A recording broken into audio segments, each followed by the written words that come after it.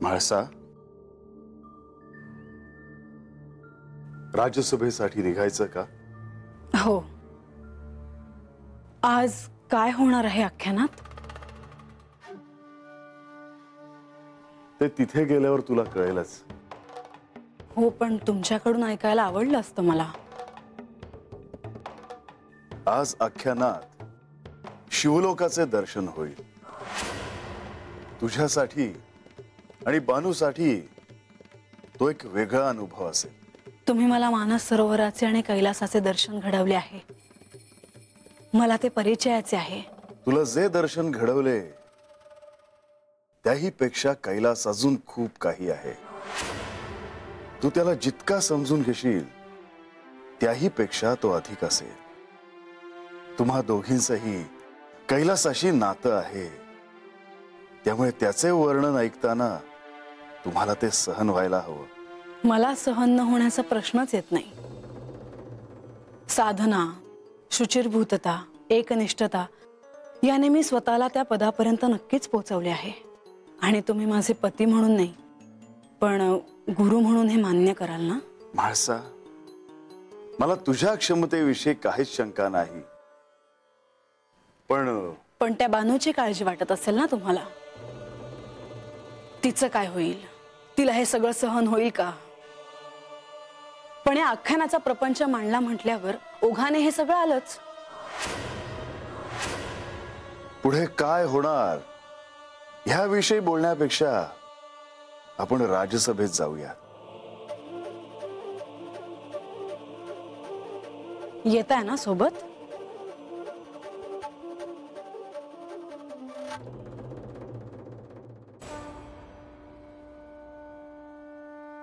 सर्वांग सुंदर स्वभाव भरून ठेला, लोळे वसंत स्वमतीत भुलोनी गेला.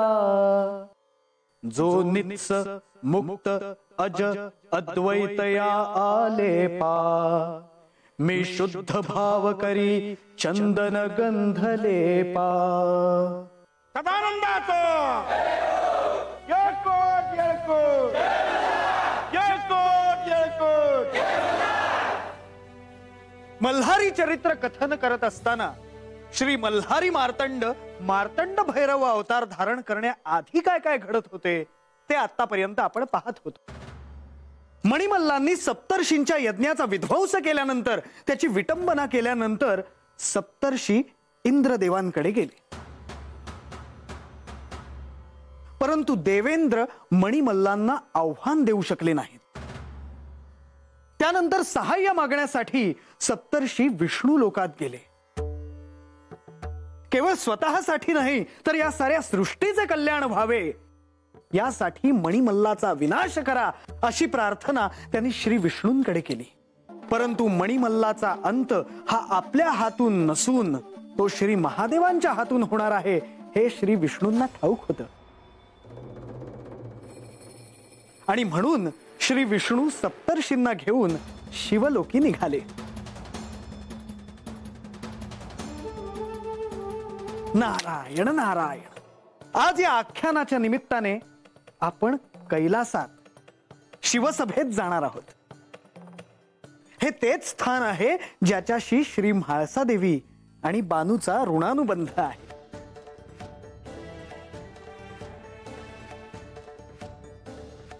तिथेच त्यांच्या मूळ स्वरूपाच्या साऱ्या खुणा दडल्या आहेत.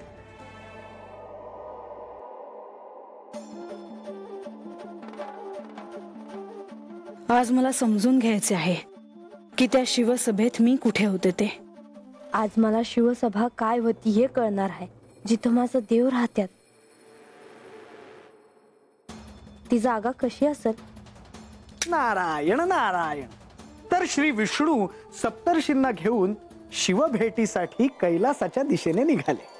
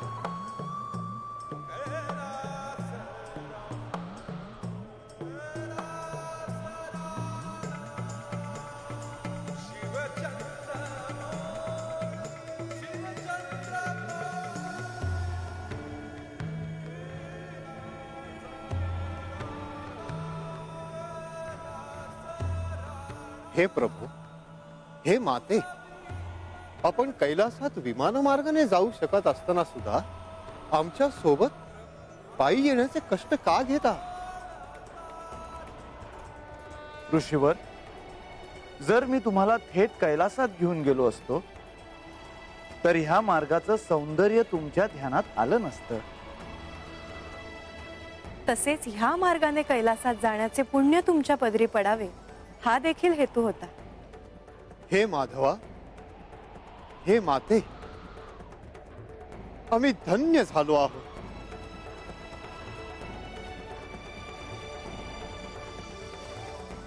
तो पहा, नंदी आपल्याच दिशेने येताना दिसतोय.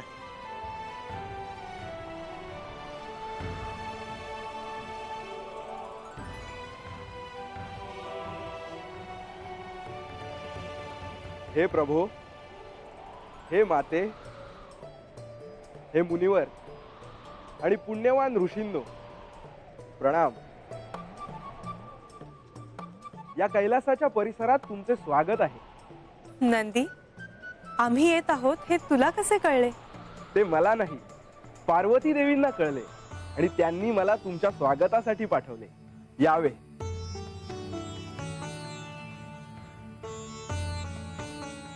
नारायण नारायण. हे मला एकदा सूक्ष्म देहाने तिथे घेऊनही गेले होते.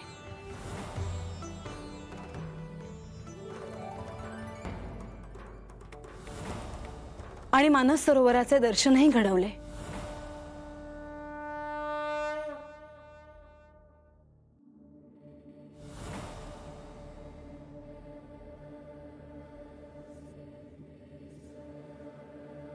पण अजून असे काय आहे जे मी ऐकले नाही? कैलास तुमच्या आत आहे देवी. तुम्हाला तो अंतर्बाह्य ठाऊक आहे. परंतु दर्पणावर जशी धूळ बसली की चेहरा दिसत नाही, तसंच काहीसं झालं आहे.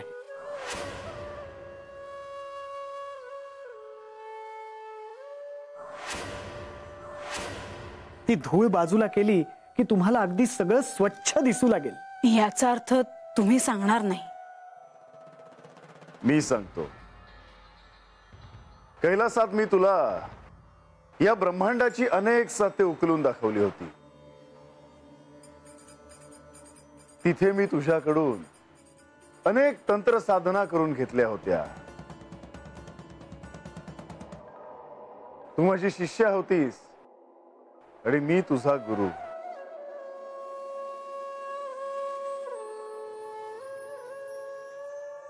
ब्रह्मानंदम परमसुखदम केवल ज्ञानमूर्तिम द्वंद्वातीतं गगनसदृशं तत्त्वमस्यादिलक्ष्यम् एकं नित्यं विमलमचलर सर्वधी साक्षिभूतं भावातीतं त्रिगुणरहितं सद्गुरुं तन्नमामि.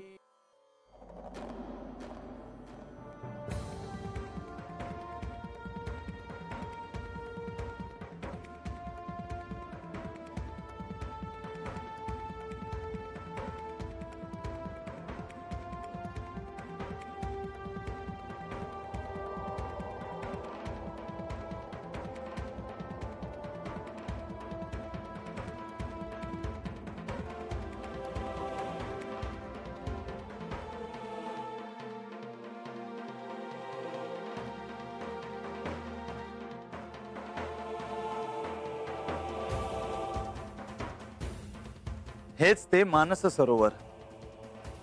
हे सप्तर्षींनो, प्रत्येक दिवशी ब्राह्म मुहूर्तावर सगळे देव, देवी देवता, चेतना, शक्ती, गुरु, सद्गुरु स्नानासाठी ह्या मानस सरोवरावर येतात. ब्रह्मदेवांच्या अंतरंगात ह्या सरोवराची प्रतिमा प्रकट झाली आणि त्यानंतर हे मानस सरोवर निर्माण झाले. आधी मनात निर्माण झाले म्हणून मानस सरोवर.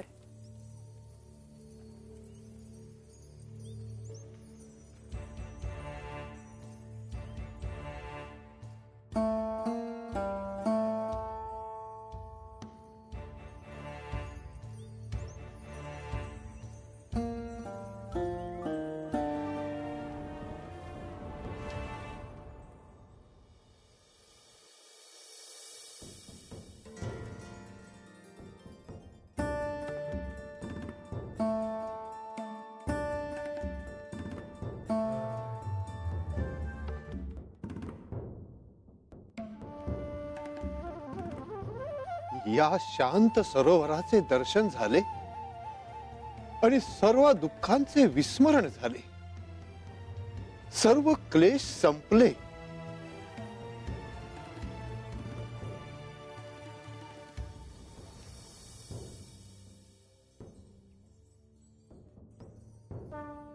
कैलासातून ह्या मानस सरोवराचे थेट दर्शन होते. तो पहा कैलास.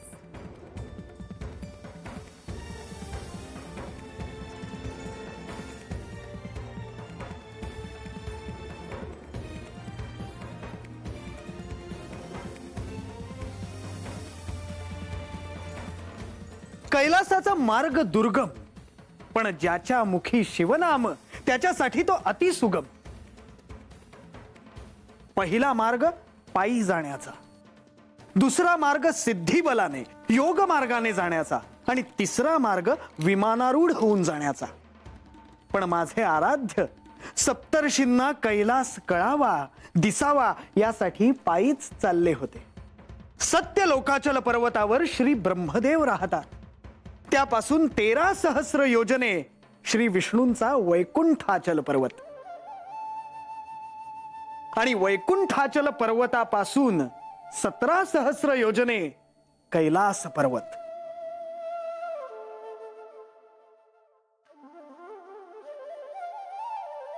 कैलास पर्वत कसा आहे? कैलास पर्वत चंद्रकांत पाषाणाचा आहे. चंद्रकांत पाषाण म्हणजे काय? चंद्रकिरण ज्या पाषाणातून पाझरतात तो पाषाण. कर्पूराच्या पाण्याने स्नान घातले तर पाषाण कसा दिसेल? तसा आहे कैलास. किंवा मोत्याचे चूर्ण करून जर पर्वताला उत्तरीय घातले तर कसा दिसेल? तसा आहे कैलास. सर्व दुःख जिथे संपतात तो कैलास.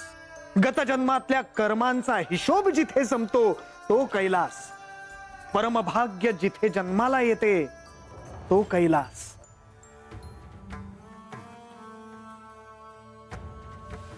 आपण शिवसभेच्या अगदी जवळ येऊन पोचलो आहोत.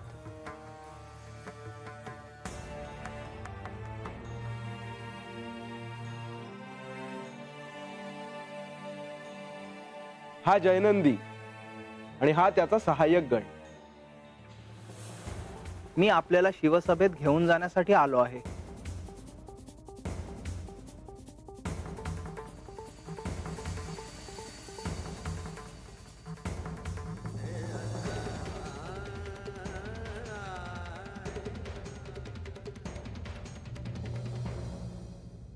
श्री गणेश, तुम्ही स्वतः?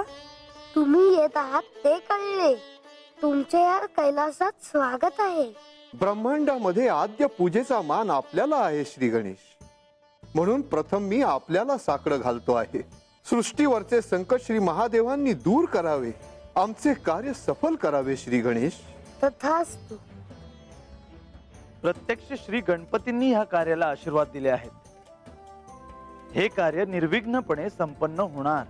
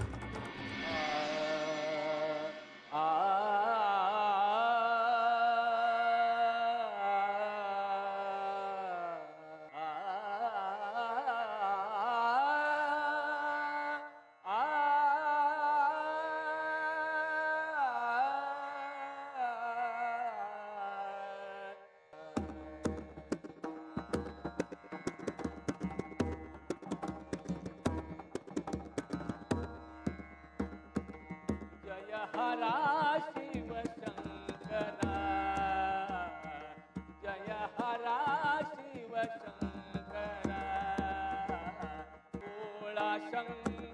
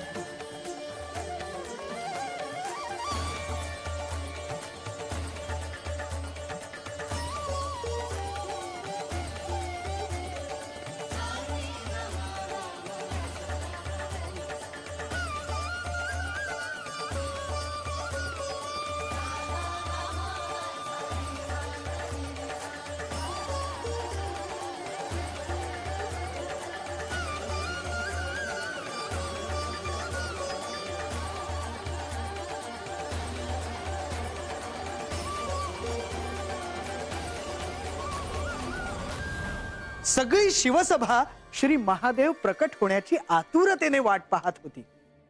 त्यांच्या चरणांचे दर्शन कधी होते याकडे सगळ्यांचे डोळे लागले होते.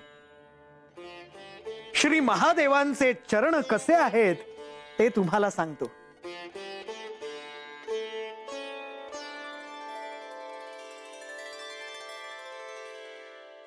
चरण तळवे परम आरक्त, उपमेसन साजे बाळारक, अरुण राग तोही न शोभत, अनुपम्य बरवे.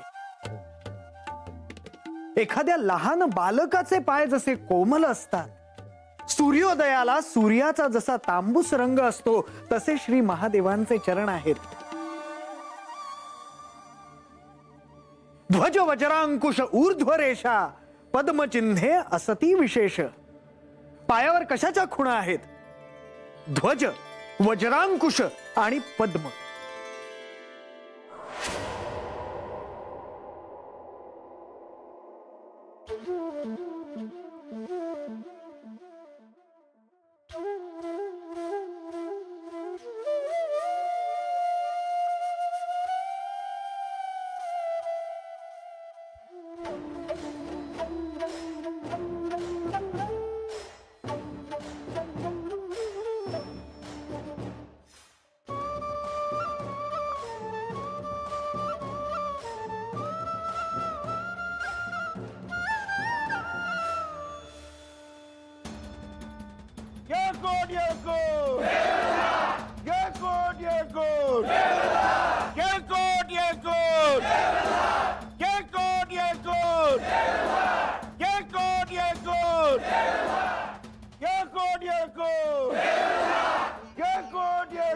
येळकोट येळकोट येळकोट येळकोट येळकोट येळकोट येळकोट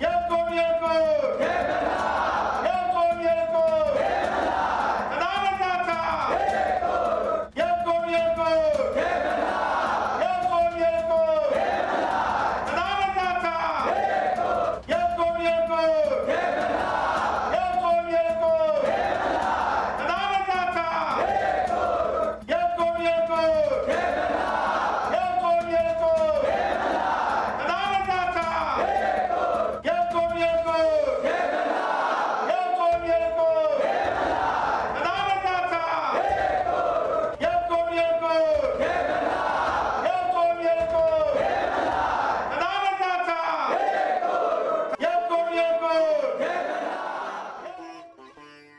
नारायण नारायण. तेजाचा लोळ प्रकट झाला. सहस्र सूर्य एकत्र यावेत तसे श्री महादेव प्रकट झाले आणि शिवसभेत आनंदाला उधाण आले.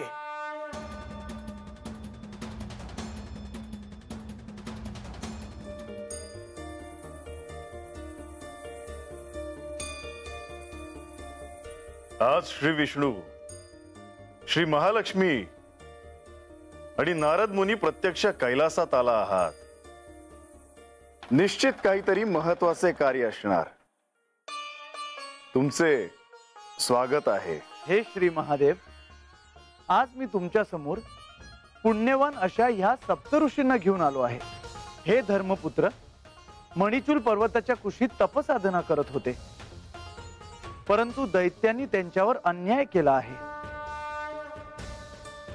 आता हा प्रश्न केवळ या ऋषींचा राहिला नाही, तर समस्त सृष्टीचा झाला आहे. आपण हस्तक्षेप करणं अपरिहार्य आहे. मी या सप्तऋषींना ह्या शिवसभेत आपली व्यथा मांडण्यासाठी पाचारण करतो आहे.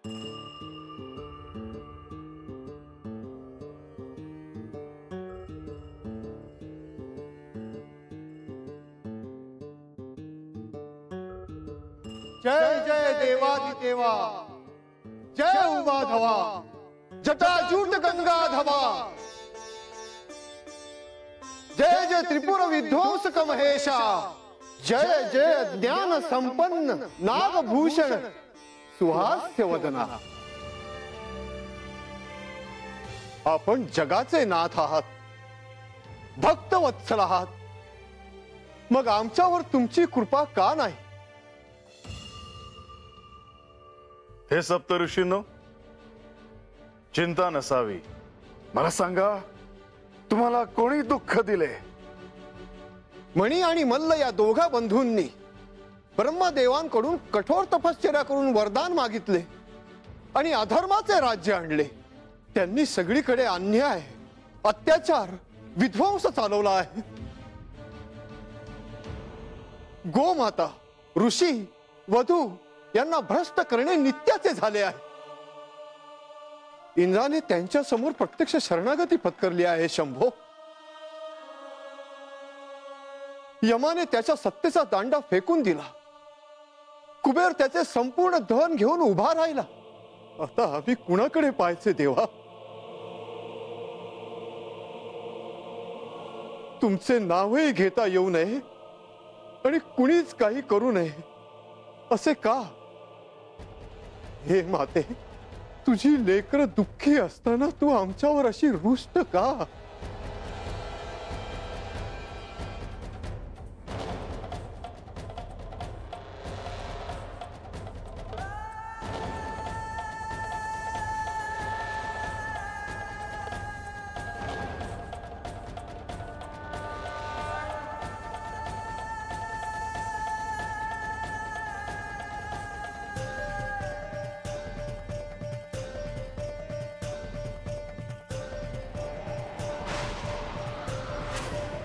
नारायण नारायण. सप्तऋषींच्या आर्त प्रार्थनेने श्री महादेवांचा राग अनावर झाला. सारे भूमंडल श्री महादेवांच्या रागावर डोलू लागले.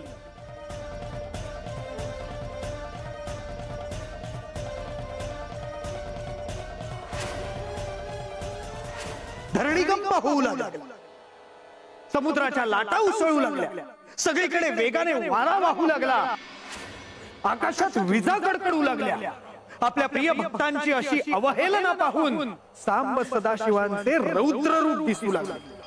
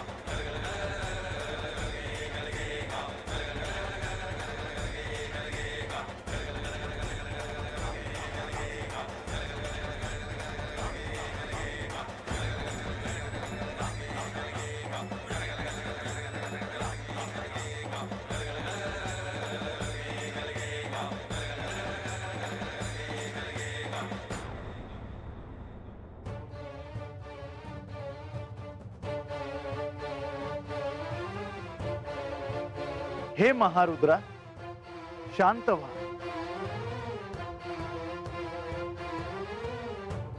दैत्यांना शासन करण्यासाठी आपण त्रिनेत्र उघडण्याची आवश्यकता नाही.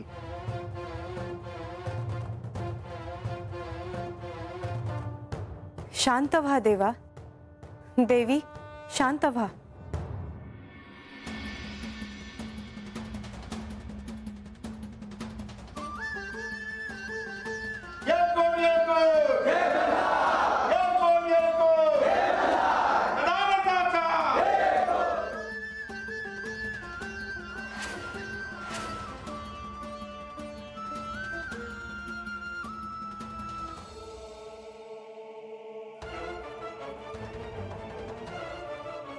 मी आहे की विचारू का जी?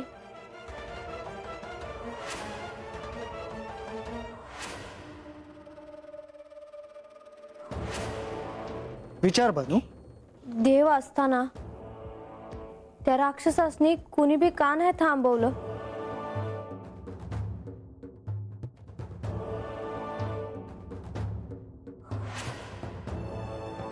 त्यांना थांबवण्याचा प्रयत्न झाला, पण तो अयशस्वी ठरला.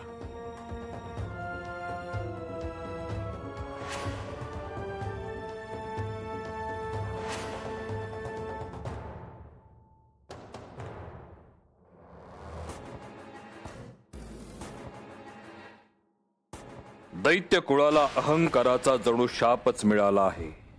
कोणत्याही दैत्याला आजवर कधीही दैत्य कुळाचा उद्धार करायला जमले नाही. मणी आणि मल्ल या दोघांनाही ती संधी होती, पण त्यांनी स्वतःच्या हाताने ती संधी गमावली. या दैत्य कुळाचा गुरु म्हणून मला त्या दोघांनाही समजवावं लागेल.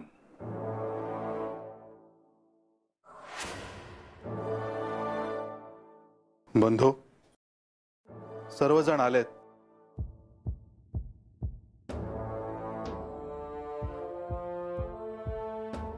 मी तुम्हाला येथे का बोलवलं आहे याची कदाचित तुम्हाला कल्पना नसेल. दैत्य गुरु शुक्राचार्य माझ्या भेटीस येथे येत आहेत. दैत्यगुरु शुक्राचार्य ते देखील या प्रहरी? पिताश्री, काळजी करण्याचं तर काही कारण नाही ना? काळजी करण्याचे कारण आहे, म्हणूनच यावे लागले निकुंभ.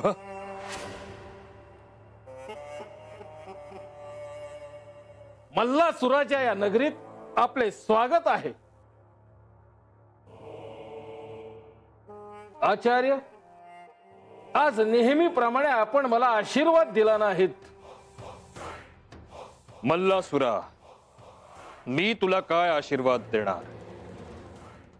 आजवर कोणत्याही दैत्याला जे शक्य झाले नाही ते तू प्राप्त केले होतेस. होतेच नाही, आहे. अजूनही मी जिवंत आहे. मल्लासूर, तू केवळ शरीर रूपाने जिवंत आहेस, पण तुझ्या वागण्याने तू तुझ्या मृत्यूला कधीच आमंत्रण दिलं आहेस.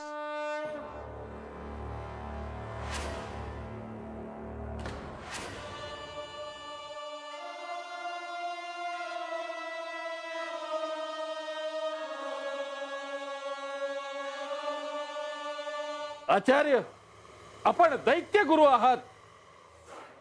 आपण आम्हाला प्रोत्साहन देण्याऐवजी भीती घालत आहात. पण आम्ही याने घाबरणार नाही हे आपणास ठाऊक असेलच. ब्रह्मदेवांनी तुम्हाला वरदान दिल्यामुळे तुम्हाला अमरत्वच प्राप्त झाल्यासारखे वाटू लागले आहे. तुम्हाला त्याचा अहंकार जडला आहे, इतका की त्यात तुम्ही ठार आंधळे झाले आहात.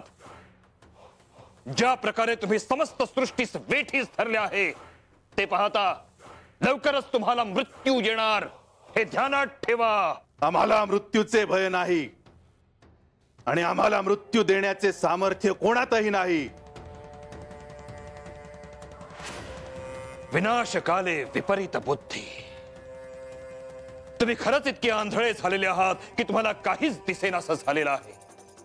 मी तुम्हाला सावध करायला इथे आलो आहे. अजूनही वेळ गेलेली नाही. तुमचा हा उन्मत्तपणा ठेचून काढण्यासाठीच ज्या कृतयुगात श्री महादेवांना अवतार घ्यावा लागेल. तुम्ही त्यांना शरण जा, नाहीतर त्यांच्या हातून तुमचा मृत्यू होणार हे मला स्पष्ट दिसते आहे. मलाही ते पटते आहे. तुमच्या या अशा वागण्याने तुम्ही सर्व देवतांचा रोष ओढवून घेतलाय. साऱ्या सृष्टीला असे वेठीस धरणे योग्य नाही. तुम्ही श्री महादेवांना शरण जा, ते तुम्हाला क्षमा करतील. महादेवच काय, कुणीही मला काही करू शकणार नाही. या मल्लासुराला कुणाचीही भीती नाही. आचार्य, तुम्ही या मल्लासुरा पुढे त्या देवांची बाजू मांडायला आला आहात का? नाही, तुला सावध करायला आलो आहे. तुझ्या मृत्यूपूर्वी तुला किमान एक तरी संधी मिळायला हवी असं मला वाटत होतं. दैत्य कुळाचा उद्धार यांच्याकडून होणे शक्य नाही. आता युद्ध आणि मृत्यू अटळ आहे. हे सप्तऋषीनो, तुमची व्यथा मला कळते. माझे ध्यान करणाऱ्याच्या हृदयात माझा निवास असतो. त्याने तुम्हाला छळले, परंतु त्याची वेदना मला झाली. हे पाप करून त्यांनी त्यांच्या मृत्यूला आमंत्रण दिले आहे. आता त्यांचा मृत्यू निश्चित आहे. त्यांचा संहार करून या सृष्टीवरचे संकट मी दूर करे. हे सप्तऋषीनो, चिंता नसावी.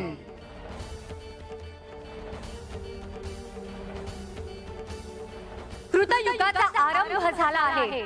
श्री मार्तंड भैरवाचा अवतार अवतरण्याची वेळ आता समीप आली आहे.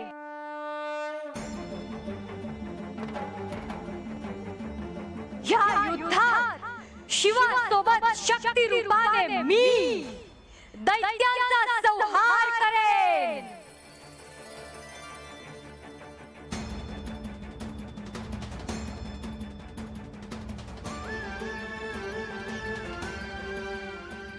मणिमल्लांनो, युद्धासाठी सिद्ध व्हा.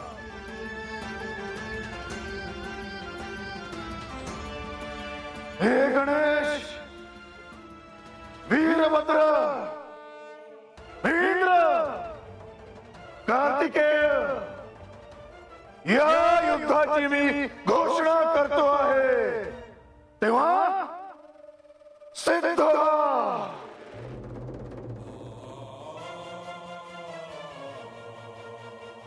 मी अशी शक्ती निर्माण करतो आहे की जी या युद्धाचा आरंभ करेल.